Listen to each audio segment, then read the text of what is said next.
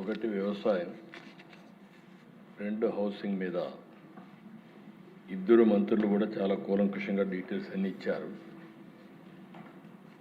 అయితే ఇది అతి ముఖ్యమైన సబ్జెక్ట్ కాబట్టి కొద్దిగా హైలైట్స్ మాత్రం ప్రభుత్వ విధానం కింద నేను ఎక్స్ప్లెయిన్ చేయాలనుకుంటున్నాను. అధ్యక్ష, వ్యవసాయం చూస్తే మన రాష్ట్రం ముఖ్యంగా వ్యవసాయం పెద్ద ఎత్తున సాగు చేసే రాష్ట్రం. ఈ సంవత్సరం దేశ వ్యవసాయ వృద్ధి రేటు 0.39. అదే మన రాష్ట్రానికి వస్తే 7.83% వృద్ధి రేటు వచ్చేది నమోదైంది. ఇంకొక పక్కన దేశ మన జనాభా రఫ్గా 4.2%. ఇండస్ట్రీ కానీ సర్వీస్ సెక్టర్ కానీ దానికంటే తక్కువే ఉన్నాం. కానీ వ్యవసాయంలో మాత్రం నేషనల్ జీడిపిలో 10% కాంట్రిబ్యూట్ చేసే ఏకైక రాష్ట్రం, అంటే మోర్ దెన్ డబల్. ఇది చూసినప్పుడు దిశ మనం వ్యవసాయాన్ని గడిచిన 5 సంవత్సరాల్లో అన్ని విధాలా నష్టపోయాం, చాలా ఇబ్బందులు పడ్డాం. అందుకే స్వర్ణాంధ్ర 10 సూత్రాల్లో అగ్రిటెక్ ఒక ప్రిన్సిపల్, ఒక సూత్రం. ఇంకొక పక్క రైతన్నకి ఫర్దర్గా ముందు తీసుకుపోవడం కోసం పంచసూత్రాలు పెట్టుకున్నాం. ఒకటి నీటి భద్రత. ఇప్పుడే మంత్రి గారు చెప్పారు, డిమాండ్ ఆధారిత పంటలు. ఏదో మనం పండించడం కాకుండా ఆహారపు అలవాట్లు మారినప్పుడు వాళ్ళకు అవసరం మేరకు మనం పంటలు పండించే పరిస్థితి రావాలి. టెక్నాలజీ ఆల్ వాక్స్ ఆఫ్ లైఫ్లో వచ్చింది కాబట్టి అగ్రికల్చర్ మొత్తం టెక్నాలజీ అంతా ఉపయోగించాలి. ఫుడ్ ప్రాసెసింగ్ పోకపోతే, వ్యవసాయ ఆధార పరిశ్రమలు లేకపోతే రాను రాను మనం పండించిన పంటలకి చాలా వరకు వేరియేషన్స్ వచ్చి చాలా నష్టపోయే పరిస్థితి వస్తుంది. అల్టిమేట్గా గవర్నమెంట్ ఎప్పుడు ప్రభుత్వ విధానాలు కానీ అదే మరిగా ఏదైనా క్రైసిస్ వచ్చినప్పుడు ఆదుకోవడం కానీ చేస్తూనే ఉండాలి. ప్రభుత్వ మద్దతు కూడా ఉండాలి. ఇలాంటి 5 ప్రిన్సిపల్స్ పెట్టుకున్నాం. రాష్ట్రంలో 22.5 లక్షల వ్యవసాయ పంప్ సెట్లు పనిచేస్తున్నాయి. ఇంకొక పక్కన దిశ ఈ సంవత్సరం కూడా 69,000 కనెక్షన్లు అదనంగా ఇచ్చాం. ఒక్క వ్యవసాయానికి మనం చూస్తే 13,722 కోట్ల రూపాయలు 26-27కి ఒక కరెంటు మాత్రం ఉచితంగా ఇవ్వడానికి కేటాయించాం. మనం అందరం కూడా దేశ ఆరోగ్యం కూడా బాగుండాలంటే న్యూట్రిషియస్ ఫుడ్ తీసుకోవాలి. పంటలు కూడా బాగా రావాలంటే దానికి సాయిల్ హెల్త్ కూడా చూసుకోవాల్సిన అవసరం ఉంది. దీనికోసమే మైక్రో న్యూట్రియంట్స్ కూడా వెళ్ళి ఈ సంవత్సరం అయితే పెద్ద ఎత్తున దగ్గర ఒక 1,250 మెట్రిక్ టన్నులు మైక్రో న్యూట్రియంట్స్ కూడా సరఫరా చేశాం. అన్నదాత సుఖీభవ దిశ కొంతమంది మాట్లాడుతున్నారు. 20,000 రూపాయలు ఇస్తామని ఎన్డీఏ చెప్పాం. 3 ఇన్స్టాల్మెంట్స్ కేంద్ర సమానంగా రాష్ట్ర వాటా కింద 14,000, కేంద్ర వాటా కింద 6,000, మొత్తం 20,000 ఇస్తున్నాం. అయితే ఆ దిశ ఎవరైతే విమర్శిస్తున్నారో వాళ్ళు చెప్పేది 7,500 రూపాయలు వాళ్ళు రైతులకు ఇస్తే ఈరోజు 14,000 రూపాయలు రాష్ట్ర ప్రభుత్వం అంటే 2 ఇస్తున్నామని చెప్పి కూడా నేను మీకు తెలియజేస్తున్నాను. ఆ రోజు ఒక్క రైతుకి డబ్బులు ఇస్తున్నామని చెప్పి మిగిలినవన్నీ కట్ చేశారు. అంటే వ్యవసాయాన్ని పూర్తిగా నిర్వీర్యం చేసే పరిస్థితికి వచ్చారు. ఈరోజు మనం నిన్న కూడా మినిస్టర్ గారు వీళ్ళందరూ మాట్లాడారు, మీరు చూశారు. 47 లక్షల మందికి ఇన్పుట్ సబ్సిడీ 310 కోట్లు ఇచ్చాం. ధాన్యం కొనుగోలు దిశ రికార్డు స్థాయిలో 24 గంటల్లో వాళ్ళ అకౌంట్లో వేసాం 10,876. ఇది కాకుండా దిశ మీరు ఒకసారి చూస్తే 1,670 కోట్ల రూపాయలు బకాయిలు పెట్టిపోతే ఆ బకాయిలు కూడా చెల్లించే పరిస్థితికి వచ్చాం. వీళ్ళు రైతులు ఆత్మహత్యలు ఎక్కువ జరిగే ఆ కాలంలో వాళ్ళు బకాయిలు పెట్టిపోతే 5,67,00,000 ఈ ప్రభుత్వం వస్తారు, అది కూడా పే చేశాం. ఈరోజు నేను ఒకటే చెప్పాను, ఆత్మహత్యలు జరగడానికి వీలు లేదు. రైతు అధైర్యపడడానికి వీలు లేదు. రైతుకు అండగా ఉంటాం. ఎక్కడన్నా ఆత్మహత్య చేసుకుంటే ఏ కారణంతో చేసుకున్నాడో అధ్యయనం చేసి తిరిగి పునరావృతం కాకుండా చేయడానికి ప్రతి రైతు ఆత్మహత్యని ఆడిట్ చేసే పాలసీ కూడా తీసుకొస్తున్నామని చెప్పి మీ ద్వారా రైతులకందరికీ హామీ ఇస్తున్నాను. ఇంకొక పక్కన దిశ యాంత్రీకరణ. ఈరోజు మోడర్న్ ఏజ్లో యాంత్రీకరణతో ముందుకు పోతున్నాం. సబ్సిడీలు ఇస్తున్నాం, ఊబరైజేషన్ తీసుకొస్తున్నాం. ఎక్కడ అవసరమైతే అక్కడంతా కూడా ఈ యొక్క యాంత్రీకరణ కోసం పెద్ద ఎత్తున పోవడం, టెక్నాలజీ నాలెడ్జ్ రెండు కూడా తీసుకొని ఏఐ కానీ ఇలాంటి అనేక లేటెస్ట్ టెక్నాలజీస్ అన్నీ కూడా తీసుకుంటున్నాం. తొందరలోనే ఈ సంవత్సరం నేను అనుకుంటున్నాను ఏఐ అగ్రానమిస్ట్ ప్రతి ఒక్క రైతుకి అండగా ఒక ఏఐ అగ్రానమిస్ట్ ప్రొవైడ్ చేసే బాధ్యత ఈ ప్రభుత్వం తీసుకుంటాం. ఏ పొలం దగ్గరికి పోయినా మళ్ళీ ఎవరో సహాయం చేయడమే కాకుండా నేరుగా అసిస్టెన్స్ ఇచ్చే విధంగా తీసుకొస్తాం. ఫుడ్ ప్రాసెసింగ్కి ఎక్కువ ప్రాధాన్యత పెట్టాం. 14,230 కోట్ల రూపాయలు పెట్టుబడులు వచ్చాయి. దీనివల్ల 2 లాభాలు, ఒక పక్క ఉపాధి కూడా వస్తుంది. ఈ ప్రభుత్వం వ్యవసాయ ఆధార పరిశ్రమలు ఫుడ్ ప్రాసెసింగ్కి ఎక్కువ ప్రాధాన్యత ఇస్తున్నాం. దీన్ని లాజికల్గా తీసుకెళ్తాం. ఇంకొక పక్కన దిశ ప్రకృతి సేద్యం. 8,168 గ్రామాల్లో జరుగుతూ ఉంది. 17,75,000 ఎకరాల్లో ప్రకృతి సేద్యం సాగు అవుతూ ఉంది. 15 లక్షల మంది ఫార్మర్స్ ఇందులో పనిచేస్తున్నారు. 29కి 50 లక్షల ఎకరాల్లో 40 లక్షల ఫార్మర్స్ని వ్యవసాయం ప్రకృతి సేద్యం వైపు పంపించే కార్యక్రమానికి శ్రీకారం చుడతాం. ఇదే కాదు, ట్రేసబిలిటీ సర్టిఫికేషన్ దీనికి కూడా ప్రాధాన్యత ఇస్తున్నాం. ఇంత మునిపే మినిస్టర్ గారు చాలా సమర్థవంతంగా చెప్పారు. దేశ ఒక విషయం మీరు చూస్తే రాయలసీమకు హార్టికల్చర్కి ఎక్కువ ప్రాధాన్యత ఇస్తున్నాం. ఈరోజు మీరు చూస్తే 20 లక్షల ఎకరాల్లో హార్టికల్చర్ ఉంది. అదే మాదిరిగా 400 మిలియన్ మెట్రిక్ టన్స్ పండ్లు కూరగాయలు తయారవుతున్నాయి, ఉత్పత్తి అవుతున్నాయి. దీన్ని రాబోయే రోజుల్లో రాయలసీమ ఈరోజు దేశంలో వీఆర్ నెంబర్ 1. అంటే మొత్తం అన్ని రాష్ట్రాల కంటే ఎక్కువ పండ్లు పండించే రాష్ట్రం ఆంధ్రప్రదేశ్ రాష్ట్రం. దీన్ని 20 లక్షల నుంచి 40 లక్షలు చేసి 400 మిలియన్ మెట్రిక్ టన్స్ నుంచి 1000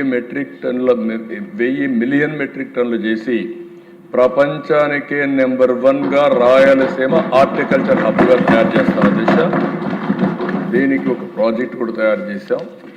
క్లస్టర్ విధానం పెట్టుకున్నాం. 30,000 కోట్ల రూపాయలతో ఒక ప్రాజెక్ట్ తయారు చేసి గవర్నమెంట్ 30,000 కోట్లు ఖర్చు పెట్టి ప్రైవేట్ కింద అంటే ఇన్వెస్ట్మెంట్, వ్యవసాయ ఆధార పరిశ్రమలు, ఇన్ఫ్రాస్ట్రక్చర్ దీనికి అదనంగా ఒక 70,000 కోట్లు.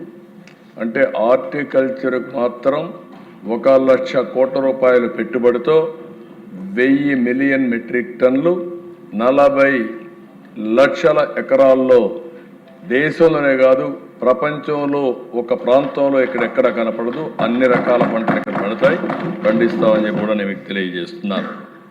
ఇదే కదా దిశ. ఓసారి పంటలు వేసినప్పుడు ఒడిదుడుకులు వస్తాయి, పొగాకు. ఇక్కడ మన రాష్ట్రంలో మేము ఆలోచించే విధానం అన్నీ కూడా వాణిజ్య పంటలకు వెళ్ళాలని. రెండోది రైతుకు గిట్టుబాటు ధర రావాలని. ఈరోజు మీరు ఒకసారి చూస్తే కోకో ప్రోత్సహిస్తున్నాం. ఏలూరు దగ్గర రాబోయే రోజుల్లో కోకో సిటీ ప్రపంచంలో మొట్టమొదటి సిటీ ఏలూరు దగ్గర వస్తుందని చెప్పి కూడా నేను మీకు తెలియజేస్తున్నాను. కాఫీ, అరకు కాఫీ ఇది ఒక గ్లోబల్ బ్రాండ్గా తయారయ్యే పరిస్థితి వచ్చింది. మన ప్రాంతంలో గిరిజనులు పండించే అరకు ప్రపంచవ్యాప్తంగా పాపులారిటీ వచ్చే పరిస్థితి తీసుకొచ్చాం. పొగాకు, మామిడి, ఉల్లి, కోకో ఇబ్బందులు వస్తే 588 కోట్ల రూపాయలు వాళ్లకు మార్కెట్ ఇంటర్వెన్షన్లు ఇచ్చి వాళ్ళని ఆదుకున్నాం. ఇంకొక పక్కన దేశం మీరు ఒకసారి చూస్తే అక్వా దేశంలోనే మనం నెంబర్ 1గా ఉన్నాం. ఇప్పుడు ఈ సంవత్సరం కూడా 17% గ్రోత్ రేట్ వచ్చింది. దేశంలో ఎగుమతుల్లో 34% మన దగ్గర నుంచి వస్తుంది. అందుకే అక్వా జోన్ని పెద్ద ఎత్తున అభివృద్ధి చేసి, ఇంత మునుపు మాయమాటలు చెప్తే ₹1.50 యూనిట్ కరెంట్ ఇచ్చి మళ్ళీ అక్వాని రివైవ్ చేసిన ఘనత ఎన్డీఏ ప్రభుత్వానికి దక్కిందని చెప్పి కూడా నేను మీకు తెలియజేస్తున్నాను. దీంతో నాకు ఏమాత్రం అనుమానం లేదు. ఇప్పుడు మీరు చూస్తే చేపల ఉత్పత్తిలో 29%, రొయ్యల ఉత్పత్తిలో 75% మన దగ్గరనే ఉంది. రేపు రాబోయే రోజుల్లో అమెరికాలో కూడా మనకు నిన్న మొన్న మీరు చూసినప్పుడు ట్రేడ్ డీల్లో అక్వాకల్చర్కి మళ్ళా టారిఫ్ కూడా తగ్గించే పరిస్థితికి వచ్చారు. దీనివల్ల నాకు అనుమానం లేదు, ఆంధ్రప్రదేశ్ ప్రపంచానికే ఒక హబ్గా, అక్వాకల్చర్ హబ్గా కూడా తయారవుతుందని చెప్పి నేను మీకు తెలియజేస్తున్నాను. మత్స్యకారుల సేవలో కూడా ₹20,000 ఇచ్చాం, 222 కోట్ల రూపాయలు పే చేశాం. ఇక్కడ నేను ఎమ్మెల్యేస్ అందరినీ కూడా రిక్వెస్ట్ చేస్తున్న దిశ, ప్రజలు కూడా కోరుతున్నా, నీరు అనేది చాలా ముఖ్యం. ఈ సంవత్సరం మళ్ళీ చూస్తే పోయిన సంవత్సరం 3-4% మనకు అడిషనల్గా రెయిన్ఫాల్ వచ్చింది. ఈ సంవత్సరం కొద్దిగా స్ట్రెయిన్ ఉంటుందని ఫోర్కాస్ట్ చేస్తున్నారు. ఎంత ఉంటుందనేది వేరే విషయం, కానీ మనం ఆలోచించుకోవాల్సింది, కష్టాలు వచ్చినప్పుడు కానీ తక్కువ వచ్చినా ఎక్కువ వర్షం పడినా నీటి భద్రత కాపాడుకోవడం మన బాధ్యత. దీనికి మనం ఆలోచించాల్సిన అవసరం ఉంది. ఎప్పటికప్పుడు నీళ్లుంటే ఎలాంటి కార్యక్రమాన్ని చేయొచ్చు. ఒక చిన్న ఉదాహరణ చూస్తే అధ్యక్ష, ఈరోజు అన్నమయ్య జిల్లాలో సమర్థ నీటి నిర్వహణ చేశారు. నవంబర్ 2024 12.97 మీటర్లు నీటి డెప్త్ ఉండేది. ఈరోజు 25కి వస్తే 6.67 మీటర్లకు వచ్చారు.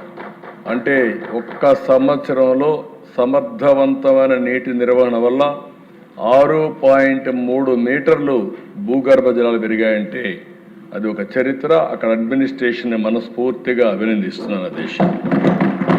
ఇప్పటి వరకు మీరు ఒకసారి చూస్తే రాష్ట్రంలో 7.31 మీటర్లో నీళ్లు భూగర్భ జలాలు ఉన్నాయి. ఇంకొక పక్కన దేశ దీనివల్ల లాభం ఏంటని మీరు ఒకసారి ఆలోచిస్తే, మామూలుగా వీళ్ళు 24లో 336 మిలియన్ యూనిట్లు విద్యుత్ వాడితే 25లో 221 మిలియన్ యూనిట్లు మాత్రమే వాడారు. దీని విలువ దిశ డిపార్ట్మెంట్కి సేవింగ్ చూస్తే 95 కోట్లు, 115 మిలియన్ యూనిట్ల ఆదాయం, దానికి 95 కోట్ల రూపాయలు సేవ్ అయ్యే పరిస్థితి వచ్చింది. సమర్థవంతంగా మనం పనిచేస్తే ఎలాంటి ఫలితాలు వస్తాయో ఒక ఉదాహరణ. దీనికి అదనంగా మీరు ఒకసారి చూస్తే 20,000 హెక్టార్లు ఉద్యాన పంటలు పెరిగాయి. దీని విలువ 1634 కోట్లు. అంటే మన జిఎస్డిపి 1634 కోట్లు పెరిగింది. అదే మరి నీటి వల్ల భూగర్భ జలాలు పెరిగాయి కాబట్టి 95 కోట్ల రూపాయలు ఆదాయ పరిస్థితి వచ్చింది. అందుకే అధ్యక్ష అందరిని కోరుతున్నాం, దీనిపైన సాగునీటి సంఘాలు కూడా ఉన్నాయి. మీరు వాళ్ళని ఎప్పటికప్పుడు డ్రైవ్ చేయగలిగి రైతులు కూడా సమాయత్తం చేయగలిగితే సమర్థవంతమైన నీటి నిర్వహణ చేసి నీటి ఎద్దడిని పూర్తిగా నివారించే పరిస్థితి వస్తుంది. అందుకే ఈ ప్రభుత్వ విధానం +3 పోస్ట్ మాన్సూన్, -8 ప్రీ మాన్సూన్, ఇది ఒక పాలసీ కింద పెట్టుకున్నాం. దీనికోసం అన్ని విధాలా ముందుకు పోతామని చెప్పి కూడా నేను మీకు తెలియజేస్తున్నాను. ఇంకొక పక్కన అధ్యక్ష, ఈరోజు ఈ విషయాలు మనం చూసినప్పుడు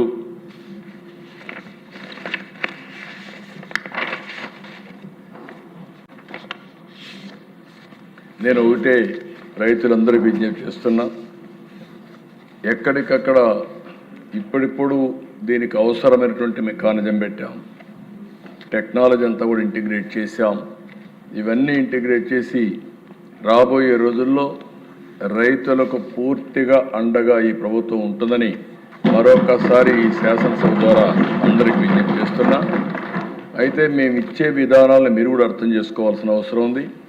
ఉదాహరణకు ఒకసారి ఆలోచిస్తే అధ్యక్ష, టెనెంట్ ఫార్మర్స్, ఓసారి టెనెంట్ ఫార్మర్స్ కూడా అంటే ఊహించని దానికంటే ఎక్కువ పంట వేసేయడం, ఒక్కొక్క 40 ఎకరాలు 30 ఎకరాలు వేసేయడం.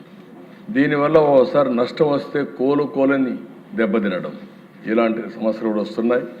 ఏది చేసినా ఒక పద్ధతి ప్రకారం చేయడం, టెనెంట్ ఫార్మర్స్ కూడా ఆదుకోవడానికి ఎంతవరకు చేయాలో చేస్తాం. వాళ్ళల్లో కూడా పరిమితులు పెట్టుకొని చేస్తే చాలా బాగుంటుందని వారికి కూడా విజ్ఞప్తి చేస్తున్నాను. రెండో అతి ముఖ్యమైన ప్రోగ్రాం అధ్యక్ష, ఇండ్లు. మీరు కూడా మీ ఆవేదన చెప్పారు. నేను ఆ విషయాలన్నీ ఇక్కడ మాట్లాడలే, కానీ అప్పుడు జరిగినటువంటి అవినీతి, ల్యాండ్ ఎక్విజిషన్లో, అదే మరిగా హౌసింగ్లో చాలా అవినీతి జరిగిందని అనేక ఆరోపణలు ఉన్నాయి. కడాన శాండ్ పాలసీ కూడా ఏ విధంగా దుర్వినియోగం చేశారో మొత్తం మనందరం చూసాం. అవన్నింటిపైన కూడా ఎంక్వైరీలు జరుగుతున్నాయి. ఇంకా ఎవరి దగ్గర ఇన్ఫర్మేషన్ ఉంటే అది కూడా ఇవ్వండి. అవన్నీ తీసుకొని తప్పకుండా చట్టపరంగా ఎవరు తప్పు చేసినా తప్పించుకోలేని విధంగా శిక్షిస్తామని చెప్పి నేను మీకు తెలియజేస్తున్నా. ఇక్కడికి వచ్చినప్పుడు అధ్యక్ష, ఈరోజు ప్రభుత్వ విధానం 29 లోపల అందరికీ ఇంటి జాగా ఇవ్వాలని. ఈరోజు మనం చూస్తే 2,20,000 మందికి ఇంటి జాగాలు లేవు. అవన్నీ ఎన్యూమరేట్ చేస్తున్నాం. వాళ్ళకందరికీ ఇంటి జాగాలు ఇచ్చే కార్యక్రమానికి శ్రీకారం చుట్టాం. పట్టణ ప్రాంతాల్లో 2 సెంట్లు, గ్రామీణ ప్రాంతాల్లో 3 సెంట్లు. ఎక్కడన్నా కానీ ఇంటి జాగా దొరక్కపోతే అపార్ట్మెంట్స్ కూడా కట్టించి 1+2 గానే మరి కట్టించి అందరికీ ఇల్లు ఇవ్వాలనేది ఈ ప్రభుత్వం యొక్క డెసిషన్ అని చెప్పి కూడా నేను మీకు తెలియజేస్తున్నా. ఈ సంవత్సరం డిసెంబర్ వరకు లాస్ట్ ఇయర్ అయితే మీరు చూశారు. ఇప్పుడే రాయచోట్ల నేనే వెళ్ళి 3 లక్షల ఇండ్లకు ఆ రోజు ప్రారంభం చేశాం. ఈ సంవత్సరం ఉగాది మార్చి కంటే ముందు, ఉగాది కంటే 2 రోజుల ముందు 3 లక్షల ఇండ్లు గృహప్రవేశాలు చేస్తామని చెప్పి మీకు అందిస్తున్నాం. అదే సమయంలో జూన్ 2026 2,50,000కి చేస్తాం. అదే మరి సెప్టెంబర్లో ఇంకొక 2,10,000 చేస్తాం. ఈ ఒక్క సంవత్సరంలోనే 26 లోపల 10,60,000 ఇంట్లు పూర్తి చేసి గృహప్రవేశాలు చేస్తాం. ఇది కాకుండా అధ్యక్ష, ఇప్పుడే మంత్రి గారు చెప్పారు, అడిషనల్గా దగ్గర 6 నుంచి 7 లక్షల ఇండ్లు కట్టాల్సిన అవసరం ఉంది. గవర్నమెంట్ ఆఫ్ ఇండియా కూడా మొన్నే ఆ పోర్టల్ కూడా ఓపెన్ చేశారు. ఎలిజిబుల్ పర్సన్స్ అందరినీ కోరుతున్నా, ఇప్పటి వరకు ఇళ్ళు రాని వాళ్ళందరూ అప్లై చేసుకోండి. వాళ్ళు కూడా ఎగ్జామిన్ చేసి మేము కూడా పరిశీలి చేసి అందరికీ, ఇల్లు లేని వారందరికీ ఇళ్ళు కట్టించే బాధ్యత అటు కేంద్రం ఇటు రాష్ట్రం 2 ప్రభుత్వాలు తీసుకుంటామని హామీ ఇస్తున్నా. ఇప్పుడే వారు చెప్పినట్టు ఎస్సీలకు కానీ, ఎస్టీలకు కానీ, బీసీలకు కానీ, మైనారిటీకి కానీ అదనంగా కూడా ఆర్థిక సహాయం చేస్తున్నాం. ఈ ప్రభుత్వ విధానం ఒకటే, పేదవాళ్ళందరికీ ఇల్లు కట్టించాలని, ఒక భద్రత, ఒక భరోసా ఇవ్వాలని ఆలోచనతో ముందుకు పోతున్నాం. తప్పకుండా ఇది కూడా చేస్తామని చెప్పి తెలియజేసుకుంటూ, రాజకీయ కక్షలంటే దిశ 2019 దగ్గర 2,70,000 ఇండ్లు కట్టుకున్నారు. దగ్గర 913 కోట్ల రూపాయలు ఖర్చు పెట్టారు. ఆ రోజు తెలుగుదేశం పార్టీ హయాంలో స్టార్ట్ చేశారు కాబట్టి కక్ష కట్టి వాళ్ళకి డబ్బులు ఇవ్వకుండా ఇబ్బంది పెట్టే పరిస్థితి వచ్చారు. కేంద్రంలో కూడా రికార్డ్స్ పోనీయకుండా చేశారు. ఏదేమైనా నేను ఫైనాన్స్ చెప్పాను, మాకు ఒక మోరల్ రెస్పాన్సిబిలిటీ ఉంది. బాధితులను ఆదుకోవాలి. వాళ్ళ తప్పు కాదు, ఆనాటి పాలకుల తప్పు.